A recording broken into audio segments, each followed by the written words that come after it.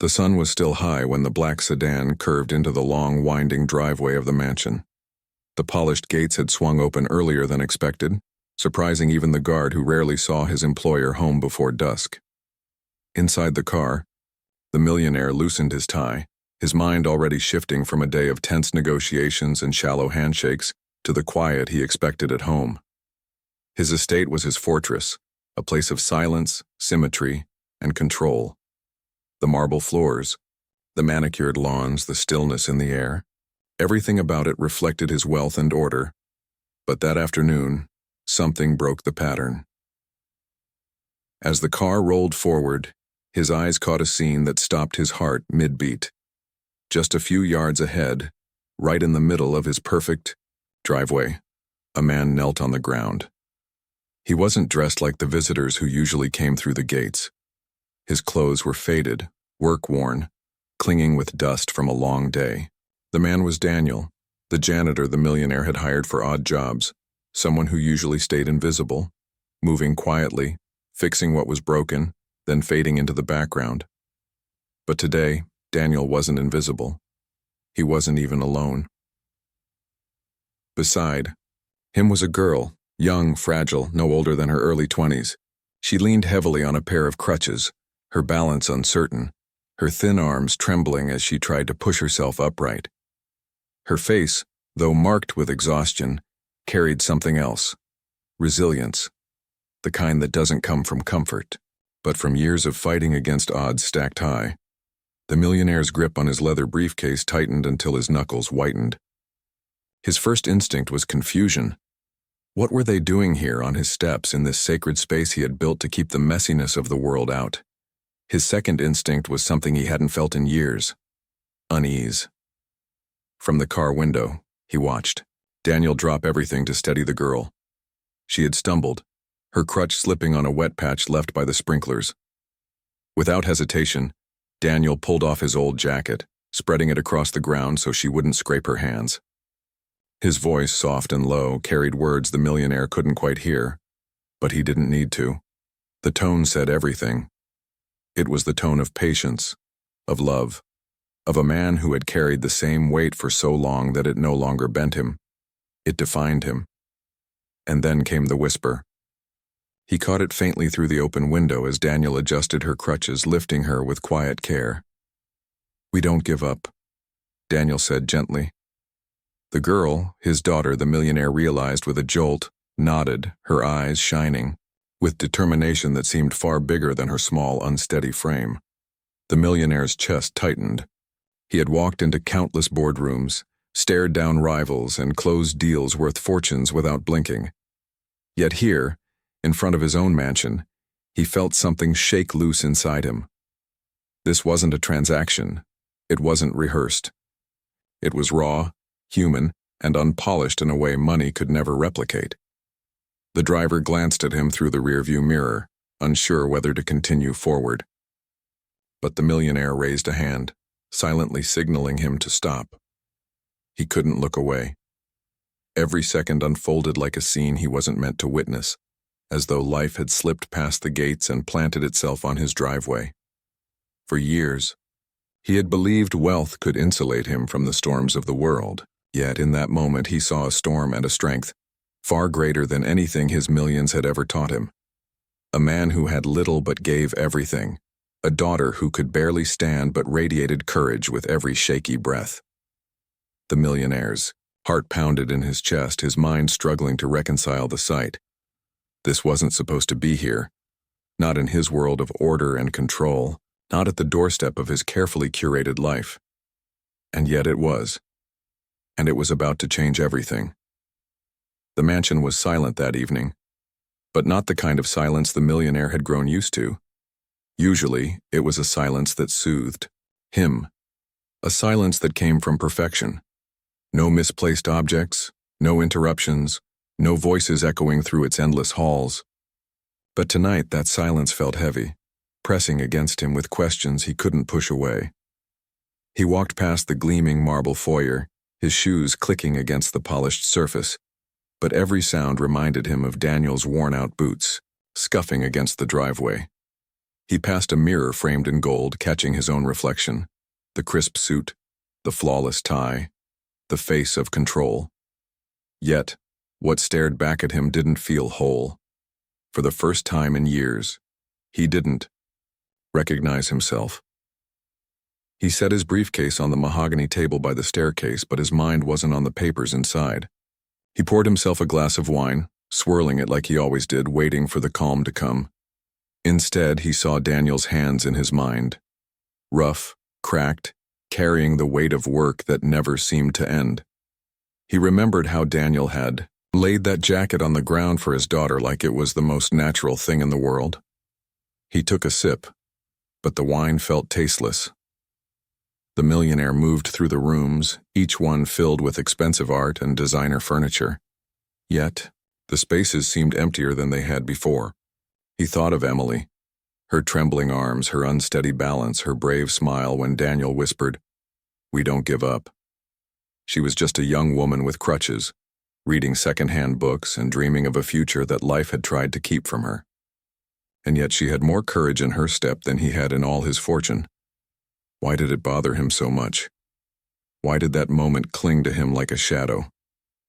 He had seen hardship before, in news stories, in reports, in charity events where he had written checks without a second thought. But this was different.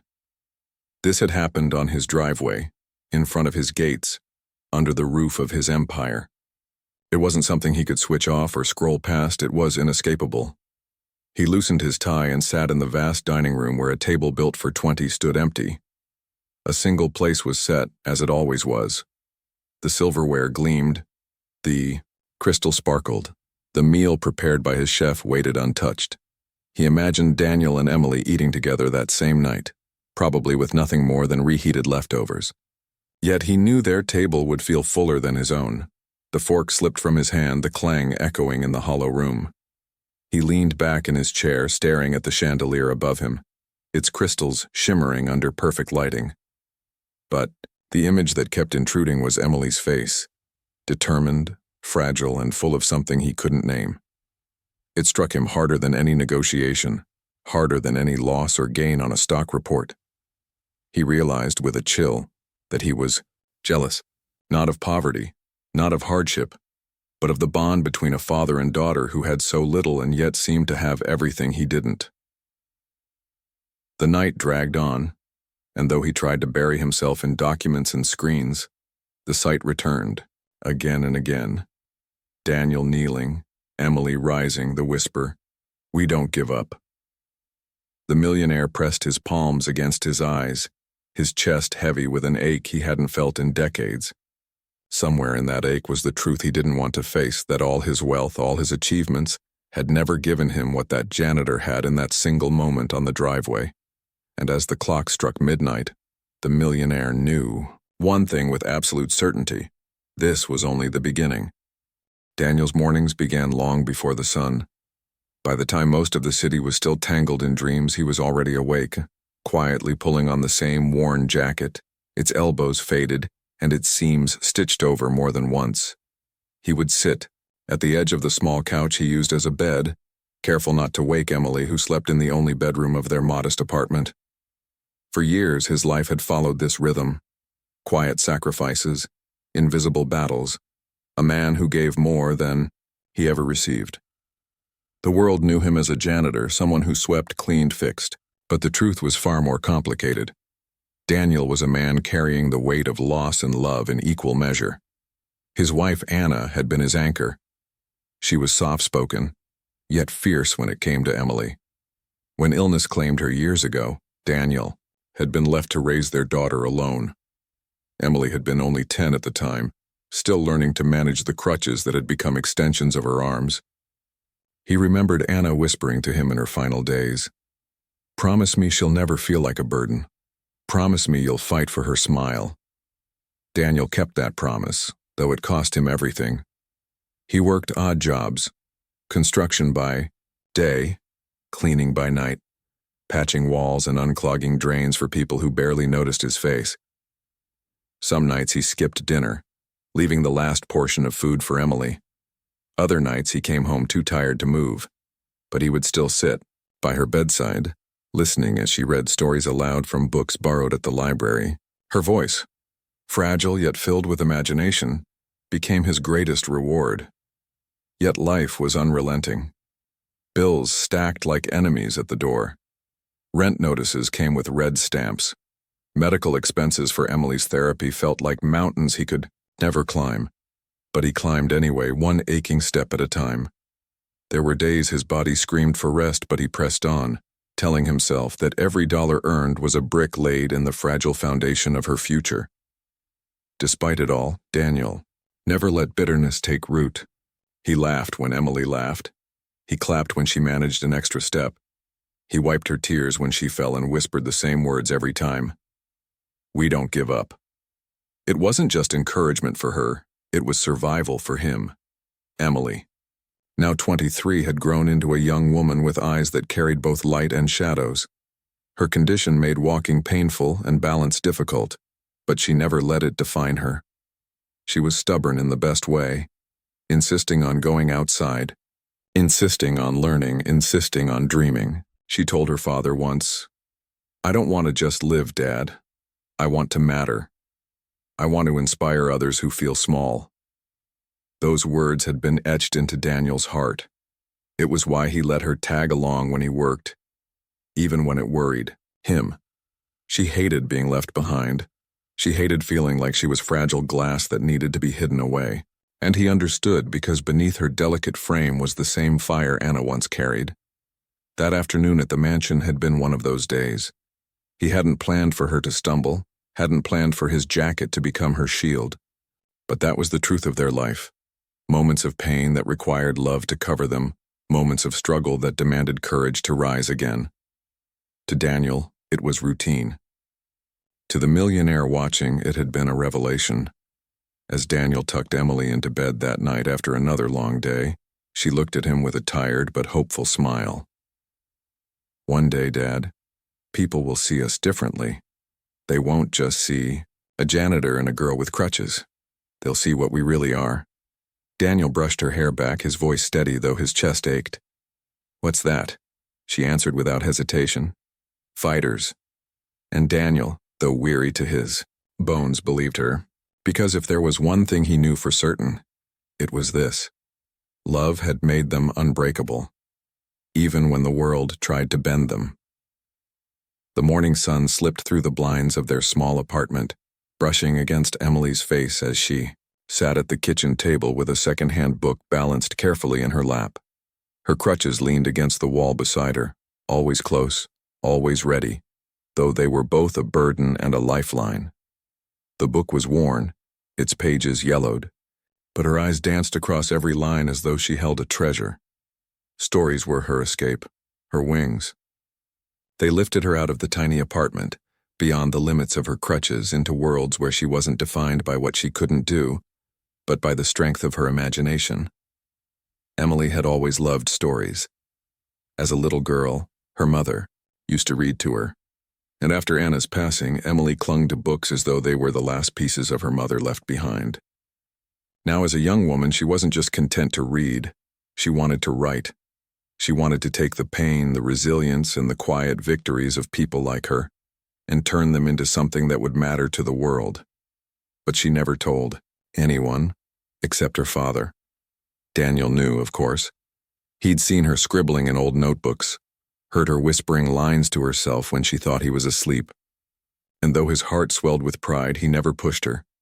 He simply reminded her that dreams, no matter how fragile, were worth holding on to.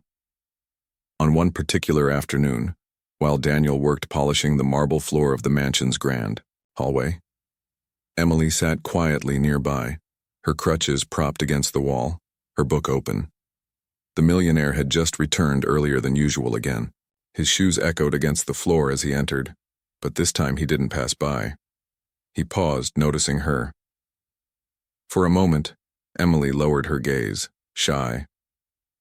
She wasn't used to people of his world noticing her at all.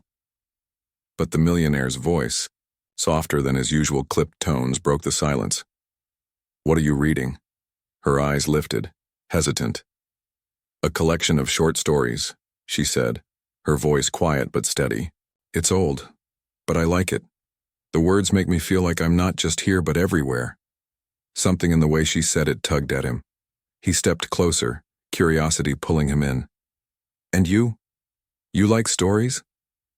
Emily nodded, a faint smile spreading across her lips. I want to write my own someday. Stories for people who feel small. People who think the world doesn't see them. I want them to know they matter. Her words landed like a stone in the millionaire's chest. He had sat in rooms filled with power brokers, had listened to endless pitches about investments, returns, profits. None of them had ever struck him like this. A young woman with crutches reading a battered old book, dreaming of giving hope to others. Daniel looked up from where he was working, his hands rough and damp from the rag he held, and caught the expression on the millionaire's face. For the first time, the polished mask of indifference had slipped. The millionaire cleared his throat, trying to steady himself. That's an admirable dream. Emily's eyes brightened, as if those simple words were a spark. It's more than a dream, she said quietly. It's who I want to be. I don't want to be remembered as just a girl with crutches. I want to be remembered as someone who helped others stand tall. The silence that followed was heavy, not with discomfort but with revelation. In her words, the millionaire felt the hollowness of his own achievements echo back at him. For years, he had been chasing numbers, expanding empires, measuring success in digits and charts. But sitting before him was a young woman who measured success in something he had long forgotten: meaning. For the rest of the day, he carried her words with him like a weight he couldn't put down.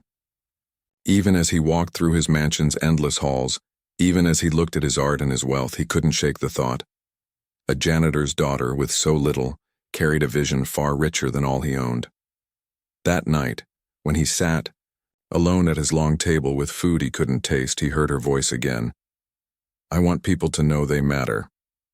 And for the first time in years, he wondered, did he? The boardroom was alive with numbers. Screens flickered with charts climbing in green and dipping in red. Voices fired off percentages, forecasts, and strategies with mechanical precision. The millionaire sat at the head of the long glass table, his usual seat of power. He nodded when expected, tapped his pen in rhythm with the discussions, but his mind was elsewhere. For the first time, the numbers felt empty. They blurred in front of him, meaningless shapes on a glowing screen. He wasn't hearing the analysts talk about margins or the executives argue over acquisitions. He was hearing a voice, a young woman's voice, soft but unyielding. I want people to know they matter.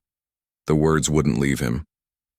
They echoed through the polished room like a ghost, so loud that he almost flinched when someone asked for his input. He caught himself just in time, delivered a sharp reply, and the discussion continued. But the hollow feeling gnawed at him when the meeting ended. He didn't linger to shake hands or offer the usual words of confidence. He left quickly, his footsteps sharp against the marble floor of his company's lobby. Outside, cars honked and people rushed, but even in the chaos, he felt the silence again. The silence of his mansion. The silence of his own life. That night, he sat in his study with a glass of whiskey untouched beside him. The walls were lined with books he had never read, decor more than substance. He ran his fingers along their spines and thought of Emily, hunched over her second-hand book, reading it as if every page contained gold. To him, books were props. To her, they were lifelines. The contrast unsettled him. He thought of Daniel, too, the way the man's hands had cradled his daughter's crutches, steadying her with a patience that didn't exist in his own world. In his empire, weakness was punished, mistakes were magnified, and those who stumbled were left behind. Yet Daniel, a janitor with nothing, stopped everything when Emily stumbled. He had dropped his work without hesitation because his daughter mattered more. The millionaire pressed his palms into his face, the ache in his chest growing heavier. How long had it been since he had loved someone like that? How long since he had cared beyond transactions and appearances? He had everything money could buy, but none of it gave him what Daniel had. None of it gave him what Emily had. The next day, the emptiness followed him into another meeting.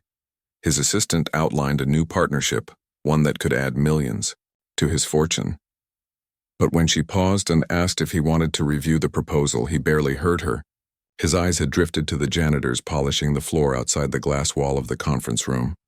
One of them bent down, carefully fixing a crooked rug so no one would trip. It was such a small, unnoticed act, yet the care in it struck him harder than any business plan laid before him. Later, in the back of his car, the city flashing by, he closed his eyes and saw Emily again. Her determination, her fragile hands clutching a book, her quiet courage, and Daniel's whisper, "We don't give up." For the first time, the millionaire began to wonder if he had been giving up all along, on family, on meaning, on the things that made life real. Maybe his silence at home wasn't peace at all. Maybe it was absence. The thought clung to him, like a shadow. And no matter how many deals he signed, how many zeros he added to his fortune, the voice of a janitor's daughter would not let him rest. The afternoon sun dipped lower than usual when the black sedan turned into the driveway.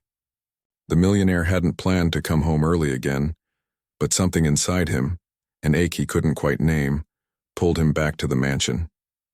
He told himself it was exhaustion, that he needed rest before another long week of meetings. But deep down he knew it wasn't rest he was searching for. It was clarity. As the gate swung open, he noticed Daniel again, crouched in the marble hallway just inside the doors, polishing the floor until it gleamed. His movements were steady, practiced, almost reverent, as if the work itself carried meaning beyond the paycheck it brought. Beside him, perched on a wooden chair with her crutches leaned against the wall, was Emily. Her head was bowed over a book, her dark hair falling across her face as her lips moved silently, reading the words to herself. This time, the millionaire didn't remain hidden. He stepped inside, his shoes echoing against the tiles. Daniel quickly rose, startled, wiping his hands against the side of his faded work pants. "Sir?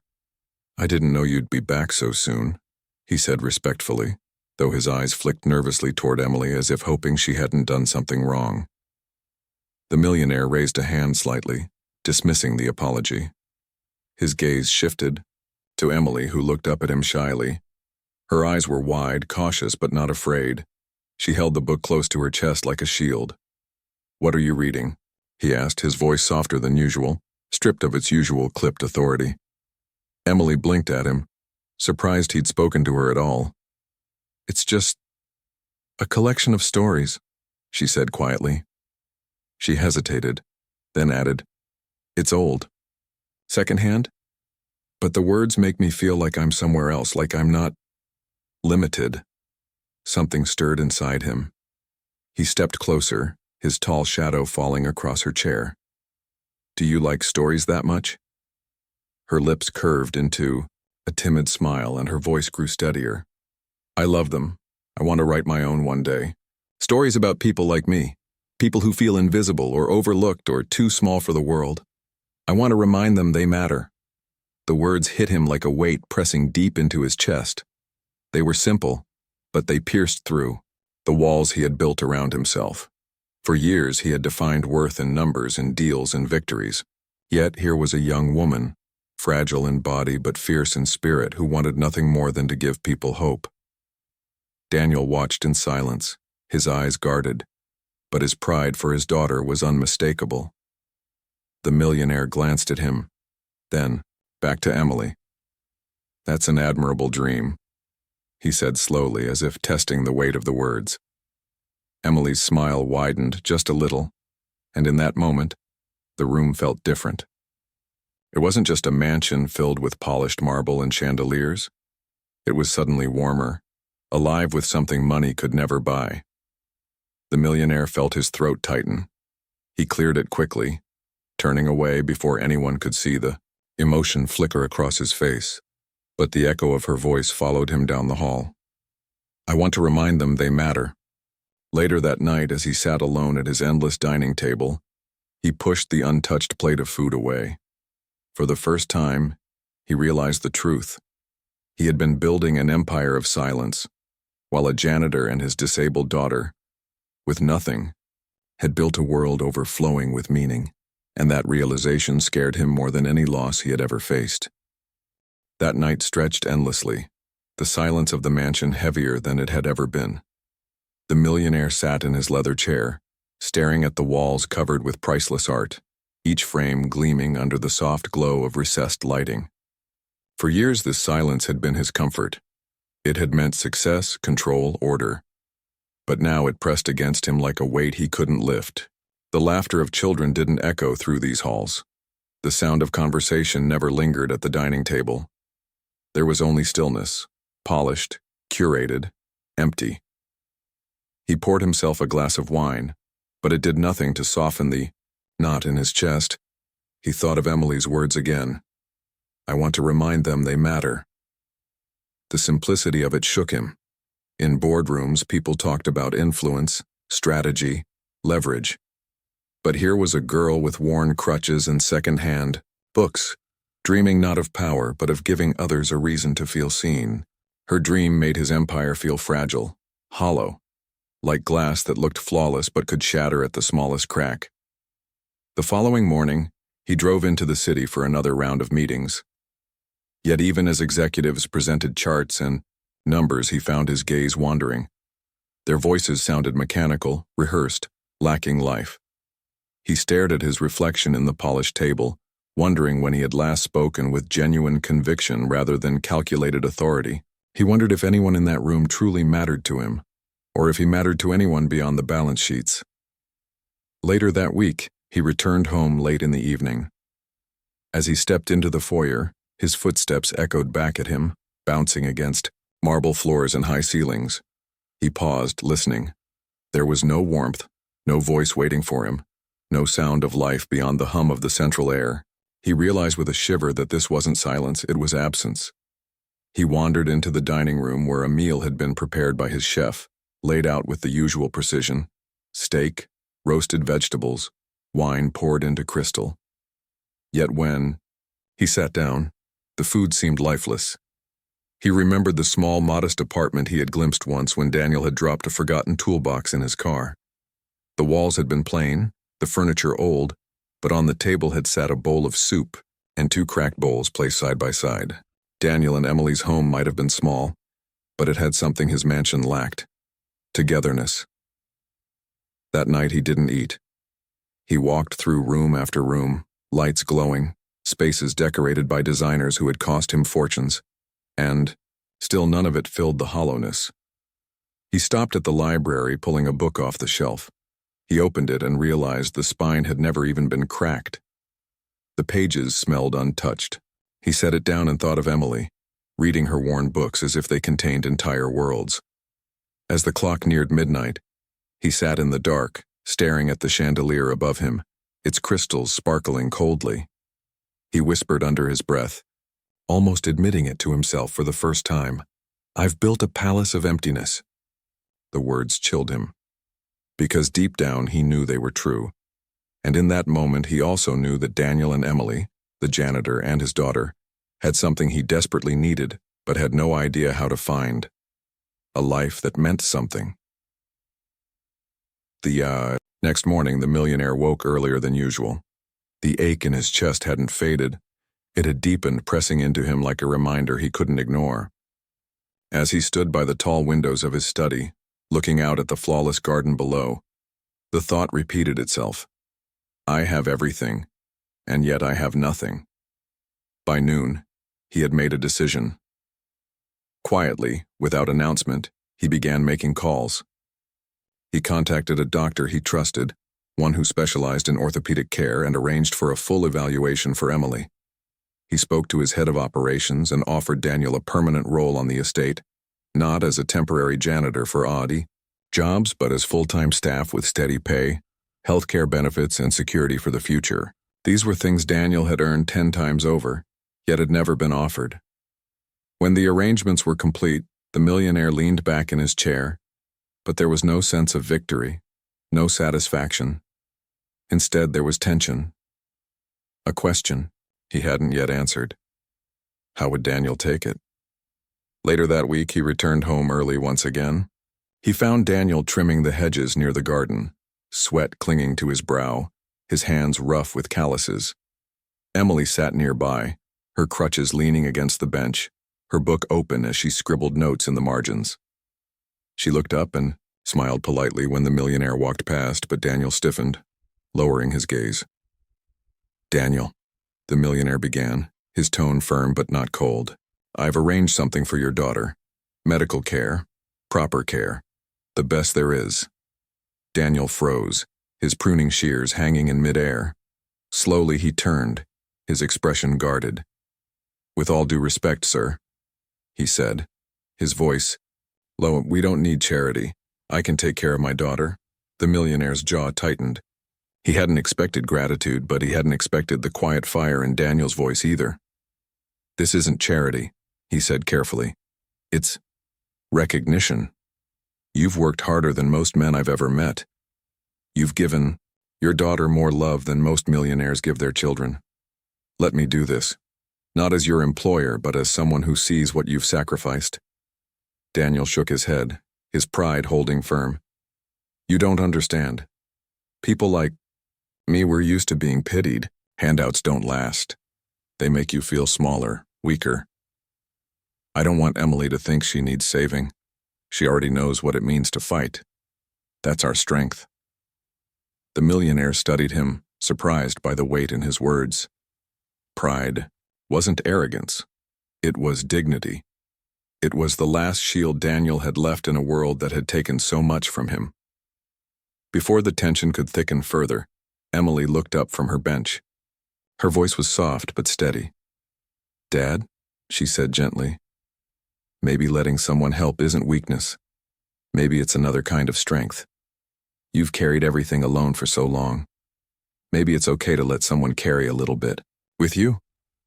Daniel looked at his daughter, his shoulders slumping slightly. Her eyes, so full of courage despite her fragile frame, held his. Slowly, he nodded, the fight in him softening, though not fully gone. The millionaire exhaled, realizing only then that he had been holding his breath. This wasn't about money anymore. It was about trust, about building a bridge between two worlds that had never touched. As he walked back into his mansion, the millionaire felt the shift. For the first time, he wasn't just helping out of guilt or duty. He was beginning to understand what Daniel had meant, that strength isn't only in giving but also in accepting. That night, as Emily fell asleep with her book resting on her chest, Daniel sat quietly by her side. He whispered almost to himself, "Maybe she's right. Maybe accepting kindness is just another way of fighting." And though the millionaire sat alone in his great echoing dining hall, he felt the same thought pressing into his heart. Perhaps this was the first step toward something he had been missing all along. The night air hung heavy over the mansion, but inside the atmosphere was even heavier. Daniel had accepted the millionaire's help with Emily's medical care, but his heart wasn't at peace. Pride battled with gratitude, and the clash left him restless. He wasn't used to being on the receiving end of generosity, especially not from a man whose wealth seemed to dwarf his entire existence. The next evening, the millionaire found him in the service corridor polishing the brass railings, his shoulders hunched as though carrying more than just the day's fatigue.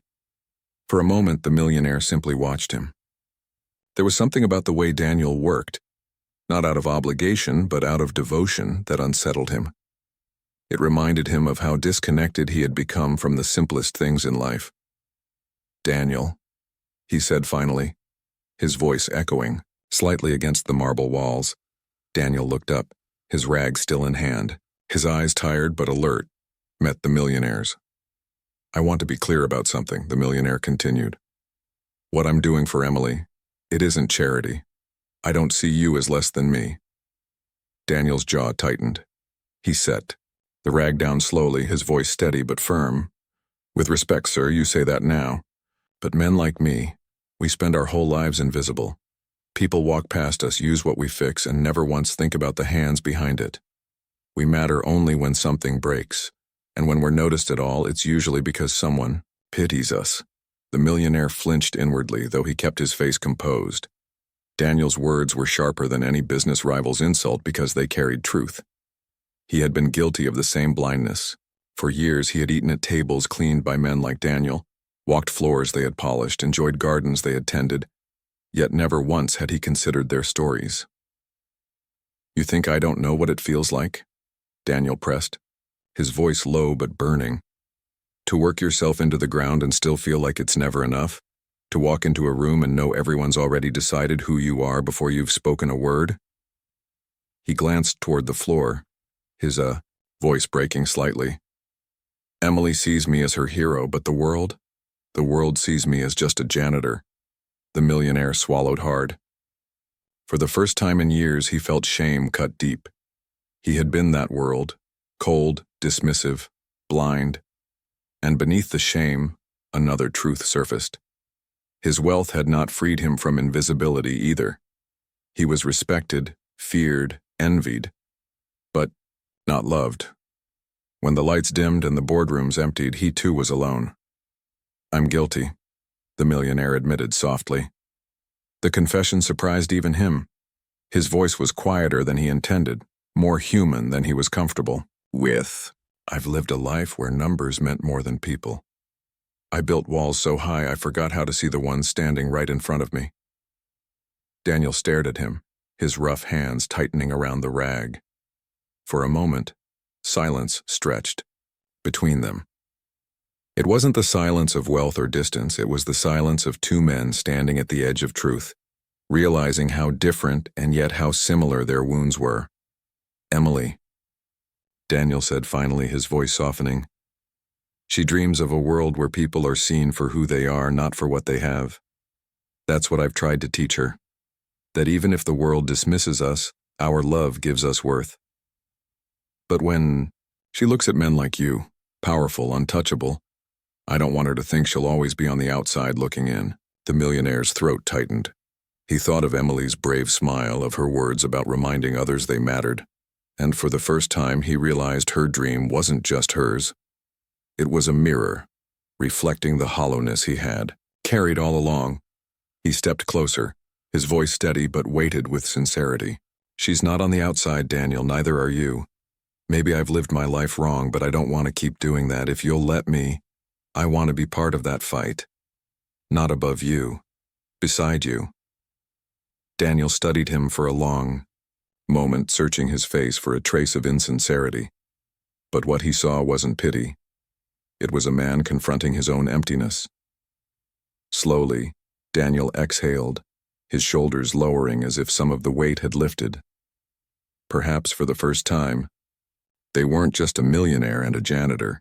They were two fathers bound by the same truth, that love, not wealth, was the only legacy worth leaving behind. The first signs of change came quietly, almost unnoticed. A month after the millionaire arranged Emily's medical care, Daniel began to see the difference in his daughter. The sessions were exhausting, her legs trembling after every round of therapy, but there was something new in her face, hope. Her steps, though small and shaky, carried determination like never before. Each time she managed to stand a little longer without collapsing, her smile widened, and Daniel felt the kind of pride that pushed away years of weariness. One evening, after a session that left her drenched in sweat, Emily leaned against her crutches and whispered, "Dad, I'm not going to stop. I'm going to walk stronger, no matter how long it takes." Daniel's throat tightened as he kissed the top of her head. "I know you will," he said, though his eyes stung with tears he didn't want her to see. The millionaire, too, noticed the change.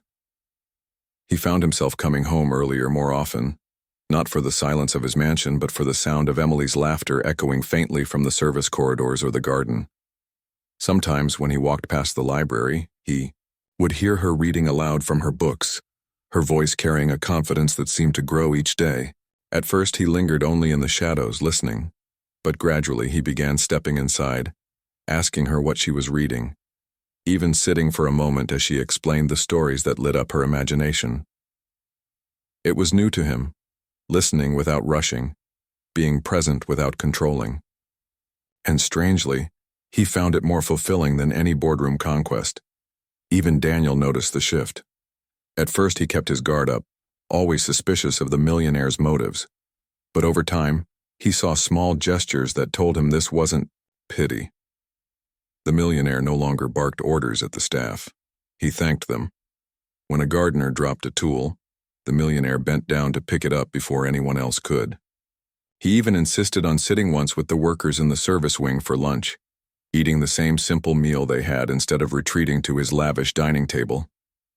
The staff whispered about it for days, stunned, unsure what to make of the change, but Daniel understood. This wasn't just generosity, it was humility, clumsy at first but genuine. Emily, oblivious to the politics of pride and wealth, accepted the millionaire's presence with open-hearted simplicity. One afternoon, while she sat in the garden scribbling in her notebook, he asked her what she was writing. She hesitated for a moment, then handed him the worn pages. He read her words slowly, his eyes softening as he realized she wasn't just imagining stories. She was writing about him, about Daniel, about herself. One line stopped him cold. Strength isn't in how much you can hold. It's in how much you can give even when you have nothing left. He closed the notebook carefully, his voice hushed. You're a writer already. Emily blushed, her fingers tightening on her crutches. Not yet, but I will be. The millionaire smiled, faintly, something unfamiliar tugging at him. For years, his achievements had been written in contracts, his worth in numbers. But for the first time, he wondered if the truest stories were written in moments like this, in the courage of a young woman who refused to be defined by her crutches, and in the devotion of a father who never stopped fighting for her. That night, when the millionaire returned to his vast dining hall, he didn't sit at the far end of the long table. Instead, he asked his staff to set a small table near the kitchen. He ate quietly, not alone, but with Daniel and Emily beside him.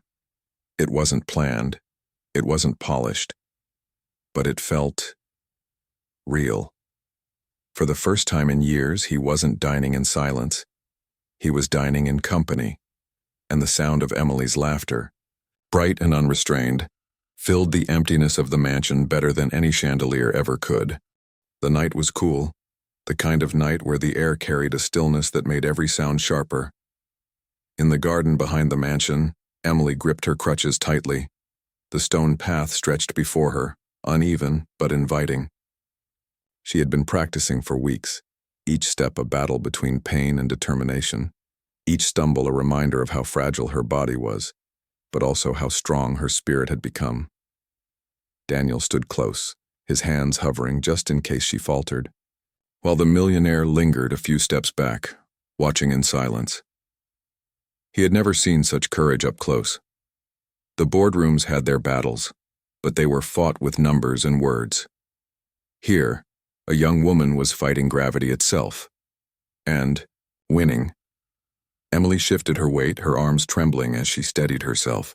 Then, with a deep breath, she took one step forward without leaning fully on the crutches. Just one step. But it was everything. She wobbled, nearly lost her balance, but Daniel caught her elbow gently, steadying her without taking away her triumph. "I did it," Emily whispered, her face lighting up with a smile that could have warmed the coldest night. "Dad, I did it." Daniel's eyes glistened. He pulled her into a careful embrace, his rough hands cradling her like she was still that little girl who had once fallen and cried into his chest. "You did, sweetheart. You really did." The millionaire felt something shift inside him. His throat tightened as he watched, his heart thudding painfully. He had seen empires rise, fortunes made, contracts signed in rooms thick with smoke and arrogance, but nothing compared to the sight of Emily taking that step. When Daniel guided her back to the bench to rest, the millionaire found himself walking closer. Emily looked up at him, her cheeks flushed, her breath short but joyful. "Did you see that?" she asked, her eyes wide with childlike excitement. He nodded, but his voice broke slightly when he answered. "I saw it, and I'll never forget it." That night, long after Daniel had carried Emily inside, the millionaire remained in the garden. He sat on the bench where she had been, staring at the same uneven path. His polished shoes tapped lightly against the stones, but he didn't move forward. He just sat there, lost in thought. When Daniel returned a few minutes later, wiping his hands on a rag, he noticed the unusual stillness in the millionaire's posture. He hesitated, then asked, "Are you all right, sir?" The millionaire didn't look up at first. His voice was low, heavy with an honesty he rarely allowed himself. "All my life I thought winning was about building bigger, owning more, having control. But tonight," he trailed off, pressing a hand against his chest as though steadying something raw. "Tonight I realized I've been losing for years. I've had everything, Daniel, everything money can buy. But not once has it given me what you have. A reason, a family, someone to fight for." Daniel froze, the rag slipping from his hand. He had never heard the man speak like this, not with pride, but with vulnerability. "I've eaten at tables where no one cared if I was there," the millionaire continued. "I've signed deals worth millions, and the moment the ink dried, I felt nothing. But when I saw your daughter take that step, I felt like I was seeing life for the first time." The silence stretched between them, but it wasn't heavy. It was real. Daniel finally spoke, his voice softer than usual. "You're not the only one who's lost things. We've all been broken in some way, but sometimes broken pieces fit together to make something stronger." The millionaire turned his head, meeting Daniel's gaze. In that moment, they weren't a master and a janitor, a millionaire and an employee. They were simply two men, two fathers, learning what it meant to carry love, pain, and hope side by side. For the first time in years, the millionaire whispered words that felt more valuable than any contract he had ever signed. "I don't want to be alone anymore." And under the quiet night sky, Daniel gave a small, understanding nod. The morning broke with a golden light spilling over the mansion's wide windows, but inside, the air carried a weight that felt different, like a chapter of life was about to turn. The millionaire sat in his study, a stack of papers before him. For hours he had wrestled with what he was about to do, his pen hovering, his thoughts circling. Wealth had always been his shield, his weapon, his definition. But now, it was going to be something else, something human.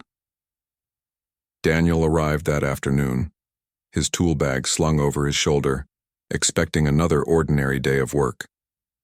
Emily came with him, her crutches tapping softly against the polished floors, her face glowing from the progress she had been making. The millionaire called them both into the library. His voice was calm, but his eyes carried an intensity that made Daniel frown. "Sit," the millionaire said, gesturing toward the leather chairs. Daniel hesitated. He was never comfortable in these rooms filled with wealth and power. But Emily touched his arm and whispered, "It's okay, Dad." They sat. For a moment, silence filled the room, the only sound the faint crackle of the fireplace. Then the millionaire spoke, his voice lower than usual, but steady. "I've spent my life building walls," he began. "Walls of wealth, of silence, of pride. They kept people out and left me alone inside. But you two, you've shown me something I didn't even realize I'd lost. Love, family, meaning." His eyes softened as he looked at Emily. "And you, Emily, you reminded me that real strength isn't measured by what you own, but by what you give." Daniel shifted uncomfortably, his guard still half raised. "Sir, we don't need speeches. You've already done more for us than I ever expected." But the millionaire shook his head. "No, Daniel, this isn't charity. This is choice." He slid the stack of papers across the table. Daniel glanced down at them, his brows knitting as he read the bold letters at the top. His lips parted, his voice caught in his throat. "What is this?" Emily leaned forward, curious. "Dad?" Daniel's hands trembled slightly as he held the documents. This is..." He swallowed hard, his voice breaking. He's making us part of his estate. He's giving Emily a trust for her education, her care, and..." His voice faltered again, the words almost too heavy to say. He's naming us as family. Emily's eyes widened, shimmering with tears. Family, she whispered, her voice trembling. The millionaire leaned forward, his own throat tight, not by blood, not by obligation, by choice. I don't want to just help from a distance. I want to stand with you, to fight with you, to make sure Emily's dreams aren't just dreams, but a future. His voice cracked slightly, a rare fracture, in the armor of a man who had always spoken with power. If you'll let me, I want to be part of your family, and I want you to be part of mine. The silence that followed was thick with emotion. Daniel's pride, the shield he had carried for so long, crumbled as he looked at his daughter's face, her hope, her joy, her tears shining like stars. He placed a trembling hand on hers, then looked back at the millionaire. You don't know what you're asking, Daniel said, his voice rough. We're not polished. We're not your world. The millionaire shook his head. Then maybe it's time my world changed. Emily's tears finally spilled as she stood shakily, leaning on her crutches. She moved closer, her small hand reaching out to rest on the millionaire's. I always dreamed of writing stories where people like me mattered. I never thought I'd be living one. The millionaire closed his eyes for a moment, overwhelmed. When he opened them, his gaze was steady. Then let's write it together. Daniel exhaled deeply, the fight leaving his body. For years he had carried everything alone. But in that moment he realized he didn't have to anymore. Slowly he nodded, his eyes wet. All right, he whispered. Family. The millionaire smiled faintly, a real smile, one that softened the sharpness of his face, one that revealed the man beneath the armor. He extended his hand not as a gesture of business but of belonging. Daniel took it. Emily covered it with her own. And in that quiet library, surrounded by wealth that suddenly meant less than ever before, a new family was born, not of blood or fortune, but of love, resilience, and choice. For the millionaire, it was the final shocking reveal that true riches weren't locked in vaults or measured in millions. They were here, in the laughter of a young woman who refused to give up, in the hands of a father who never stopped fighting, and in the moment he finally chose to step out of his loneliness and into love. And for Daniel and Emily, it was the miracle they had never expected, a reminder that kindness could turn strangers into family, and that sometimes the most powerful stories weren't written in ink, but in the bonds between hearts.